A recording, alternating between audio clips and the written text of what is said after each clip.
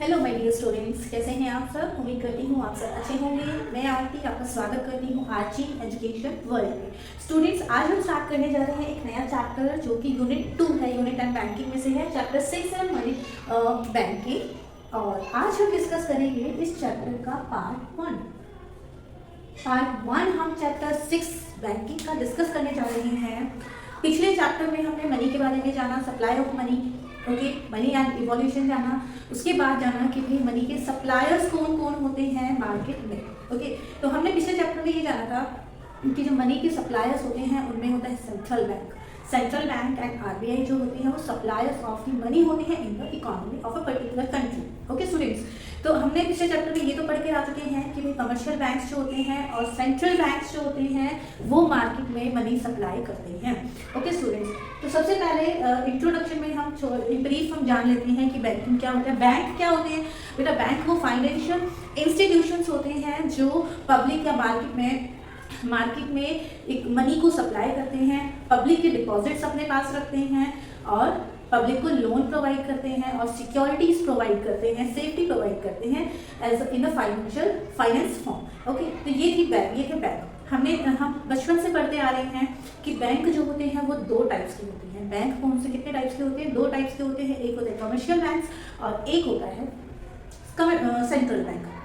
Commercial banks तो वो normal banks होते हैं जो हमें अपने आसपास के एरियाज में देखने को मिल जाती हैं, या हम प्रॉपर लैंग्वेज में समझना चाहें तो कमर्शियल बैंक्स वो बैंक्स होते हैं जो पब्लिक के साथ डील करते हैं। सेंट्रल बैंक वो होते हैं जो एक कंट्री का सिर्फ एक बैंक होता है और उस कंट्री के, उस इकोनॉमी के सभी बैंक्स उस पर्टिकुलर बैंक से, जो कि सेंट्रल बैंक होता है, उस बैंक से क्या करते हैं? ट्रांजेक्शन्स करते हैं, डील करते हैं, ओके। तो सेंट्रल इंडिया का जो सेंट्रल बैंक है वो क्या है? RBI. RBI means reserve bank of India. ये है इंडिया का सेंट्रल बैंक। और भी आगे इस चैप्टर में आगे बढ़ेंगे तो आज हम पढ़ने जा रहे हैं कि बैंकिंग सिस्टम जो कमर्शियल बैंक्स होते हैं भाई वो क्या करते हैं? मनी को सप्लाई करते हैं, लेकिन उनके पास कोई अथॉरिटी नहीं होती मनी को इश्यू करने की। अथॉरिटी किसके पास होती है? या तो गवर्नमेंट ऑफ इंडिया के पास होती है या आरबीआई के पास होती है, ठीक है।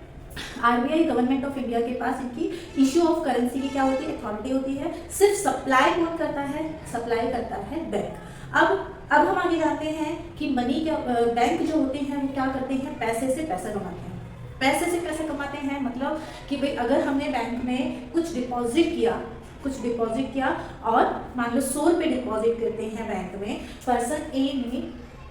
पर्सन ने बैंक में माना 100 रुपीज डिपॉजिट किया, ओके। तो वही जो बैंक है इन 100 रुपीज से क्या बना लेगा? 1000 रुपीज बना लेगा। क्या बना लेगा? 1000 रुपीज बना लेगा, ठीक है। 1000 के भी 10,000 10 गुना मनी बना लेता है, 10,000 रुपीज वो जनरेट करता है। तो इस बिहाफ पे हम कह सकते हैं कि बैंक क्या होता है? पैसे से पैसा कमाता है। आज हम इसी प्रोसीजर के बारे में जानेंगे कि बैंक किस तरह से मनी क्रिएट करता है। तो हमारा टॉपिक आज का ये होगा कि money creation bye the commercial bank. Money creation को हम क्या कह सकते हैं? मनी क्रिएशन को हम क्रेडिट क्रिएशन के नाम से भी जानते हैं। मनी क्रिएशन की जगह कई बार कहीं क्रेडिट क्रिएशन की बात आ जाती है, तो कंफ्यूज नहीं होना, एक ही चीज है। Credit creation means money creation, okay. कि बैंक किस तरह से मनी को बनाता है, मनी क्रिएट करता है। फर्स्ट क्या होता है कि पर्सन ए ने बी के पास कुछ डिपॉजिट किया 100 रुपीज। तो सबसे पहला स्टेप क्या होता है? सबसे पहला स्टेप होता है यही जो कि बैंक की क्या कहलाती है? जो कि बैंक की कहलाती है इनिशियल डिपॉजिट।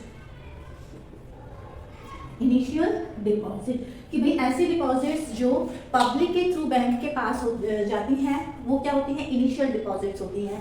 तो banks receive cash deposits from the public, these are called initial deposits या प्राइमरी डिपॉजिट। उसके बाद क्या करते हैं? उसके बाद ये होता है कि भाई बैंक क्या होता है? 100 रुपीज दिया है, बैंक को डिपॉजिट कराए हैं, तो बैंक पूरे 100 रुपीज में से कुछ रेशियो में कुछ परसेंटेज अपने पास रिजर्व रख लेता है, कुछ परसेंटेज अपने पास रिजर्व रख लेता है। जैसे कि माना 100 में से उसने 10% अपने पास रख लिया, बैंक ने अपने पास रख लिया 10%। जो ये रेशियो है वो रेशियो होता है CRR। उस रेशियो का नाम होता है CRR। इसको कहा गया cash reserve ratio, reserve ratio, कि भाई इतना अमाउंट तो मिनिमम बैंक को अपने पास रखना पड़ता है, ठीक है। तो इतना अमाउंट वो बैंक अपने पास रखेगा 100 में से, और रिमेनिंग जो 90 रुपीज हैं वो क्या कर देगा, पब्लिक को प्रोवाइड करा देगा एज अ लोन। पब्लिक को क्या प्रोवाइड करा देगा, एज अ लोन। तो क्या था, bank lend money many times more than their cash reserve, कि भाई जितना ही कैश रिजर्व रखते हैं इससे ज्यादा कई बार पब्लिक में क्या करते हैं, उधार देता है। ओके, उसके बाद money is lend by the commercial banks not in the form of cash. एक चीज और ध्यान रखने वाली है कि यहाँ जो बैंक 90 रुपीज पब्लिक को लोन प्रोवाइड कराता है वो 90 रुपीज कैश में नहीं देता। बैंक टू बैंक ट्रांजेक्शन होती है, चेक सर्कुलेट होता है इकोनॉमी में as a money. Okay, as a currency economy में क्या सर्कुलेट होता है, चेक सर्कुलेट होता है पूरी की पूरी इकोनॉमी में। तो हमने एक एग्जाम्पशन ये जान ली इस प्रोसेस के दौरान कि बैंक टू बैंक ट्रांजेक्शंस यहाँ किए जाते हैं। तो many times money is lend by the commercial banks not in the form of cash but in the form of credit entry, कि जब भी आपने आपके पेरेंट्स ने लोन लिया होगा या किसी रिलेटिव ने लोन लिया होगा तो उसको एज अ कैश बैंक जो है प्रोवाइड नहीं कराते, उनके फोन में एक मैसेज आता है कि आपके बैंक अकाउंट में इतने अमाउंट की एंट्री कर दी गई है, क्रेडिट एंट्री कर दी है, मतलब आपको इतना रुपये उधार मिल गया है। तो एज एन इज वो जो 90 रुपीज है वो क्या है, बैंक के पास ही है, हमारे पास तो नहीं है, हमारे पास सिर्फ चेक इशू कर सकते हैं। तो वो 90 में से फर्दर 10% बैंक अपने पास रखेगा और बाकी का रिमेनिंग अमाउंट क्या कर देगा, रिमेनिंग अमाउंट वो पब्लिक को फिर से लोन दे देगा। तो इसीलिए यहाँ कहा गया है bank lends money many times, बहुत बार उधार देता है, किससे, कैश रिजर्व से ज्यादा। Okay, the borrowers can issue cheque again credit loan in their account, the cheque circulate in the economy as money. Economy में क्या सर्कुलेट किया जाता है, चेक सर्कुलेट होते हैं एज अ मनी। ओके, जो ये 10% है उसके बाद 90 रुपीज बैंक उसको पब्लिक को लोन प्रोवाइड करा देगा। ये प्रोसेस चलता रहेगा कब तक, जब तक हमारी जो इनिशियल डिपॉजिट है वो लास्ट डिपॉजिट के इक्वल नहीं आ जाती। वो कैसे, एक फॉर्मूला होता है जो कि होता है मनी मल्टीप्लायर, वो होता है 1/CRR multiply cash reserve. Okay, 1/CRR हमने कितना लिया है, 10% इंटू और 100, ये हमारा क्या है 10%। Okay, 10/,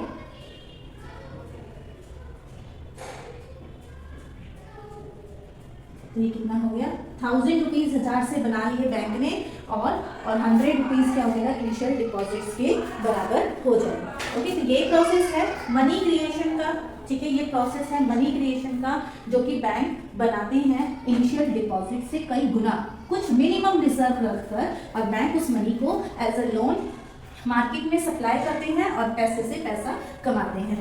okay, primary deposits plus secondary deposits equal to demand deposits, जो कि क्या होती है, पीपल के पास, लोगों के पास होती है, कहाँ पर, कमर्शियल बैंक्स में। Total deposits with the banks are many times more than the cash reserve of commercial banks. All demand deposit serve as money supply in the economy just like cash है, कि भाई जितने भी demand deposit है वो कैसे money supply की जाती है, जैसे कि कैश हो पीपल के पास। Demand deposit serving as money supply is called bank money.